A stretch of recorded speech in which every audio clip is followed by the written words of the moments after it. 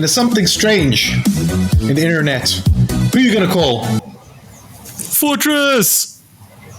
That was absolutely terrible. Like, I'm pretty glad that we are not making up a theme song for Ghostbusters, but I am super excited to talk about it with you, Lois. I really hope like Jared puts a backtrack on that just to make it slightly less cringy. It was absolutely terrible, but welcome everyone. Obviously, it's the Fortress of Solitude podcast. I'm your host, Sergio Pereira, and I'm joined by, as always, Lois Qutob. And yeah, we've just seen Ghostbusters, and we have. And I mean, there's a lot to talk about here. Like, I'm pretty excited to actually discuss this because Ghostbusters is one of those franchises that it's been with me for a very long time. I think we were discussing this before we watched the movie, and I was saying to you that, like, when I was growing up, I mean, I missed the first Ghostbusters. Obviously, it was released before I was born, but I caught it like really young, and I just really, really enjoyed it. I thought it was so cool. You know, this movie, like, you know, it was funny. It had heart. It was the action. You know, it was a little bit scary. Not scary, but you know what I mean. It's like it was one of those. As a child, I found it terrifying. I mean, but then again, I still find horror movies terrifying. So I mean, yeah, but that's the thing. Low. And I think, you know, with Ghostbusters, I think, you know, the first two are absolute classics. And obviously the third one that came out, which was like the soft reboot, the 2016 with Melissa McCarthy and like all the rest of the cast. I'll be honest, like I actually kind of enjoyed it. I don't think it was as good as the first two movies, but I didn't think it was like terrible. I just felt like it didn't have a lot of the same charm that the original two had. Like, I just felt like there was something missing. And like, that was my only criticism of it, really. It was like, because besides that, it was funny. It kind of carried on a story in a sense. But I find that this one now, Ghostbusters Afterlife, I don't know. For me, this is Ghostbusters 3. This is officially like the wrap-up of the trilogy. What would you say that? Yeah, no, 100%. I think I mentioned to you right after the film that it feels like a love letter to the first two. You know, it's done in good faith through its script, through its music, through its its storytelling in general. Like the way they put it together, I think it has the same DNA as the first two, even though it's a little fleshed out for a bit, like, you know, a bit of today's audiences. I think they played it pretty well down the middle. No, absolutely. I think, you know, this is exactly what I wrote in my review as well for it, that the thing about it is it feels like the third act, basically, like, you know, the third act of like an overall arc, because you had the first two. You know, the first one introduces the Ghostbusters. You know, who are these characters? Who are the people that you care about? You know, Egon and Ray and, you know, Peter Venkman and, you know, Winston. And the second one kind of established them. All right, okay, cool. We know who they are. This is what they're about with the Ghostbusters as a theme. And now the third one is basically an opportunity to kind of say goodbye, but like to close like a sort of a story loop. Yeah. Yeah. And I think that, like, for me, that was what was really intriguing about it, because I always thought, okay, how are they going to do this without being a complete new reboot? Because obviously, you know, Harold Ramis, you know, he passed away, unfortunately, a couple of years back. So I always thought, okay, it's going to be difficult. You know, you bring back, you know, the other three effectively. And I mean, it's not a spoiler because everyone's seen that, like, you know, everyone knows Bill Murray and, you know, Dan Aykroyd and obviously Ernie Hudson, they're back in the movie. Like, everyone knows that. We're not going to spoil how or what, but it's obvious. But I think it did really well. Like, there was actually like, it was a fitting tribute, I think, to the original Ghostbusters. I think it was. The other thing I was going to say about it is, like, at first, I mean, I saw a trailer, but like half saw a trailer. I wasn't really, you know, that grasped by it at the time, because I think, like, at the same time there were other massive trailers like Spider-Man or whatever, so I kind of, like, you know, didn't give it too much attention. But I saw Finn Wolfhard, who's in Stranger Things and It, and, you know, that already kind of lured me in, because I know he's really good in, like, most sort of supernatural 80s kind of vibes. Like, he's been pulled in, you know, a few times, so I thought maybe this is what to expect with this as well.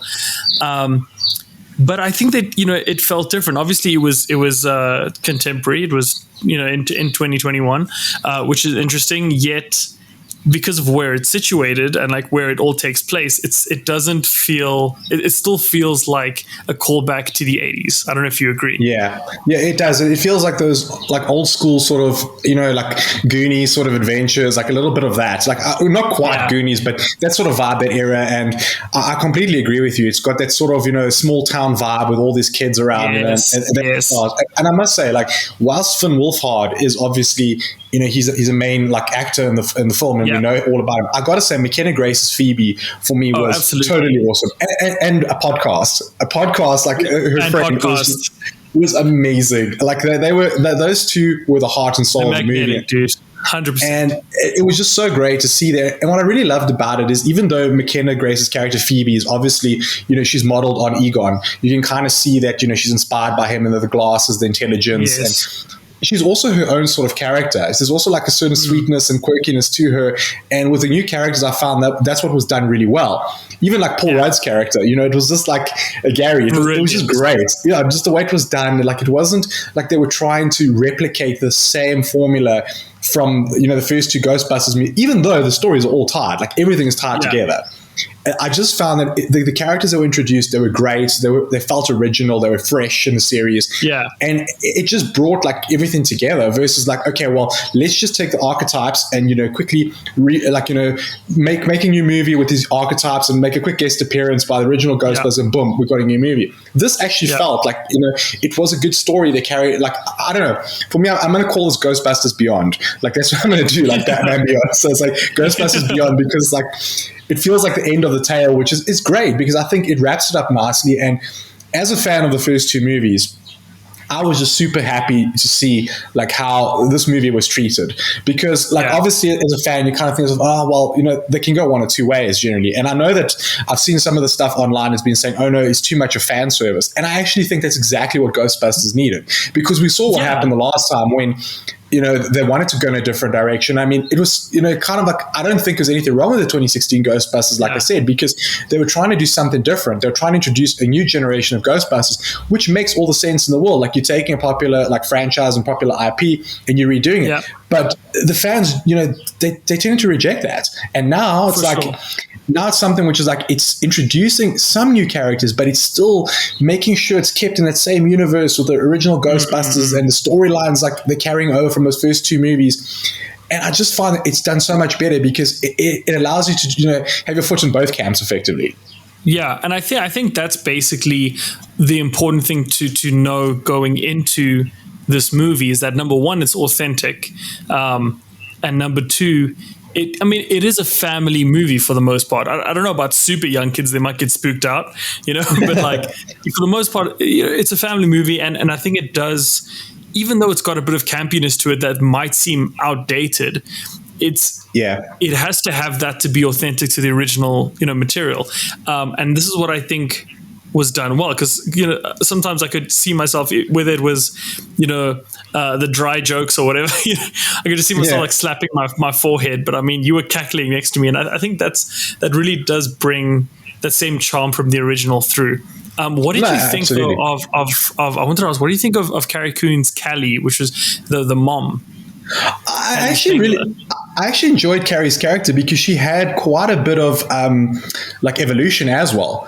Like, like the thing is, like, there was an evolution into a story, and, she had her own little arc to, like, wrap up. And I thought she was hilarious because, like, to be honest with you, like, a lot of the other movies I've seen have actually, of Carrie Coon's, has been, like, really, like, dramas and different things. I remember it was Gone Girl. She was also in that as well. Yeah. And the character was, like, Ben Affleck's sister, if I'm not mistaken, back then. And, like, I've seen her and stuff, so it was great to see the sort of comedic side, because I actually haven't seen her in a comedy, like, at all. Like, either if she's done them, I've missed them completely, or, like, but I was pleasantly surprised, and I thought she was great. There was, like, a lot of, I think the most important thing is, this is like about, it could have also been called Ghostbusters Generations, effectively, And I think that's a nice thing, it kind of shows you, like, what actually happens, in families. Like you say, it is a bit of a family movie. It has got a bit of family drama in it as well, in a sense, but I think it's heartwarming in a sense. Like, for me, the most important thing is I felt that this movie actually had a little bit of heart. It felt like a throwback to those like movies from the 80s, from the 90s, where it's like, there is a story, there's a lot of fun, there's adventure obviously taking place, there are ghouls and, and all of that. But at the same time, there's still heart. There's still like, underlying message is something, it's optimistic. And I remember, like, once the movie ended, once the credits, rolled, I just had a smile on my face because it just left me happy. That was the thing. It was like, I just walked out of it. I'm like, okay, I'm not going to go and tell you guys, oh man, Ghostbusters Afterlife is like literally the greatest film I've ever seen in my life. Like, no, it's not. But you're satisfied, right? You leave that satisfied. Yeah. But that's the point. You kind of walk out of the cinema and you're like, that was cool. I really enjoy it. You feel happy. There's just like something that warms your heart. Like when you get in the car and you're driving home and you're just like, you just feel like, wow, this is great. I'm happy with it. It kind of feels like the cinema of old a little bit. Like there's something about it that feels like obviously nostalgic, but to do it well, I mean, like that, even though it's a contemporary movie, I think to leave with that same feeling, like you've come full circle in a way, it does do something cool. And I think another thing to mention, we mentioned it's fun. It is funny. Like this movie, I genuinely thought it was hilarious. Like there's a scene with Paul Rudd, which I'm not going to get into, but I know two of us were almost crying. We were almost crying. Like it was a lot. And Paul Rudd is brilliant, He's literally the perfect person for like Ghostbusters. Yes. If you think about it, he's the perfect person for this movie. Absolutely. But It is funny. That's the thing. It is hilarious. It captures the sort of like the same sort of the spirit of the original.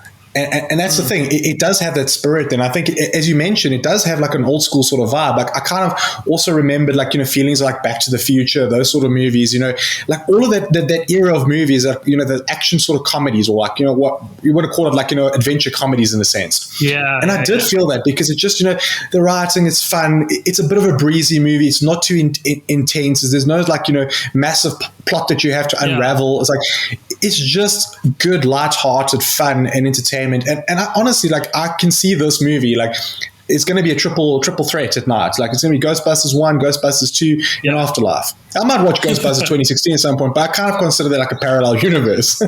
Yeah. So, it's like the one Batman game that was the outlier. I forgot what it's called. Yeah, Arkham Origin, Arkham Origin. Yeah, it's just the outlier. It's cool, but it's there. And you know what was cool as well? And I didn't mention this, but it's still kind of settling down. But just after we watched the movie, I was like, listen, the weather was incredible, because where we were watching it, there was a massive storm, and it was kind of bucketing down, and there were points in dialogue where the thunder would crack perfectly, and we leant over, we're like, was that in the movie, or was that honestly, like, if you happen to be able to watch this during a thunderstorm, do it. It'll make it just 10 times better. No, absolutely. It was just great, like the way, like, because at some point, because obviously in the movie as well, there was a little bit of thunder and a little bit of rumbling at certain points as well. So you're thinking, but then it would be like sunshine on the screen. I'm like, okay, is it about to rain? Because obviously like in Hollywood movies, they just always like, it's you hear the crack of lightning, or you hear the crack of thunder, like, oh, and it's like suddenly like then starts bucketing down like randomly. It's just a vibe, dude. It's just a vibe.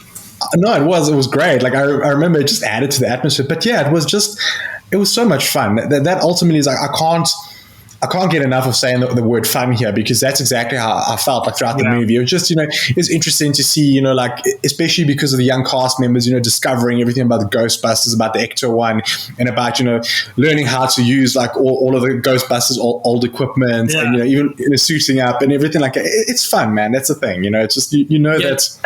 And I think part of what's going to help people enjoy this film is to go in not too seriously. Like, I'm going to be honest, like, go in prepared to kind of suspend your disbelief, because of course there's going to be moments where you're like, that's a bit of a leap, or like, all of a sudden someone knows how to do something where it's like you thought, there might have been a leap in time where maybe that should have taken a bit longer. Just go with it. Just go with the flow, and you'll enjoy it. No, absolutely, and I mean that's the thing about these sort of movies. It's like you got to suspend your disbelief a little bit. It's just like just like relax. Remember, it's a movie. Yeah, just go with it. It's fun. And as you said, I think it was an earlier point that you touched upon, like with Stranger Things. The sort of like Stranger Things vibe in the movie as well. And I don't think necessarily a Ghostbusters is as dark as what Stranger Things is, because Stranger Things used to get pretty dark. I mean, Stranger Things was pretty intense at some points, but I do think that sort of like the childhood vibe, and about that like summer lost sort of like mentality, that sort of thing from Stranger Things is carried across. Like obviously Finn Wolfhard's character is a lot older. Trevor, if I'm not mistaken, I think his name is. Trevor's a lot older. Like he's more of a teenager now, and he's obviously trying to find other teenagers, and obviously like a girl that he likes. And his sister Phoebe's obviously much younger, and she's trying to make friends. And that sort of vibe, that you get from those movies, and there's an earnestness to it. Like when you watch it, you just feel, this is great. There's like, you're just enjoying it. The kids are having a great time. You're having a great time watching. The story is easy to follow. It's fun. It's entertaining. I mean, that's ultimately what I got to say. I'm really impressed by the character of Phoebe, because I went into the movie, it started off and they made it very clear that she's sort of this genius kid. And often when that happens, often those kind of characters are very flat. It's like, well, that's just Genius Kid and that's it. This kind of that's all there is to it. And I didn't see myself by the end of the film loving that character so much, because there's a lot more depth than what you originally sort of go in for. And she's so likable. She's charming. She's not young Sheldon. No. She's not annoying. It's super earnest, and I think that was a pleasant surprise for me as well. I thought like Finn Wolfhard, going off of I like him as an actor, would be my favorite character, but coming out, I think Phoebe took it for me. No, absolutely. I think it was spot on. But yeah, it was really great. And obviously, to everybody else out there listening, Ghostbusters Afterlife is out now, so you can head off to the cinema and go watch it and let us know. What did you think of the movie? Do you think it did the originals justice? Do you feel it was great, a great addition, or do you feel like it didn't hit the mark that you wanted? Let us know. Come back and drop your comments down below and let us know. But Lois, it's been great chatting to you again. We've had fun. It was awesome watching Ghostbusters, and I think we should go watch it again. Yeah, and we apologize for the intro, but also we don't. Because what happens on the internet when there's something strange in the neighborhood, who are you going to call? Definitely not us. Outro. Thanks everyone for tuning in. Until next time.